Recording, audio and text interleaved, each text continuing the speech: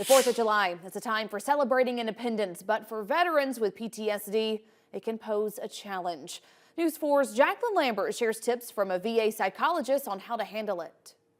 As millions of Alabamians prepare to celebrate our nation's independence, for veterans with PTSD, it's a time of uncertainty. PTSD includes a number of different symptoms and issues that folks who have been in combat environments very often struggle with. Dr. Katz with the Dothan VA Clinic says fireworks can be triggering. So when something happens in their environment that directly connects to something that they have experienced in a trauma-related environment, that can really bring back all of those emotional responses. That our brains make connections between those kinds of things. And so when they hear a loud, sudden pop or explosion, that's naturally going to trigger that reaction in their minds. Another common trigger is large crowds, which can bring fear of the unknown.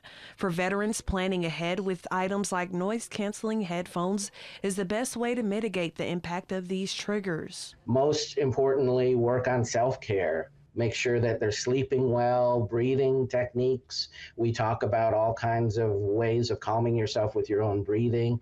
Journaling, writing can be real helpful, and limiting alcohol is really important too. Katz charges neighbors of veterans to be considerate. Extending an invite to see where the fireworks are coming from may help them deal with triggers. But at least you've extended that possibility to them, and at least they know what to expect. They know that, okay, it's 10 o'clock at night. My neighbors told me they were going to be setting off fireworks, so I know what it is. And if anybody deserves respect, it's these folks who have fought for your country. In Dothan, Jacqueline Lambert, your hometown news leader. Any veteran that finds themselves in a crisis is urged to call 988 at any time to get support.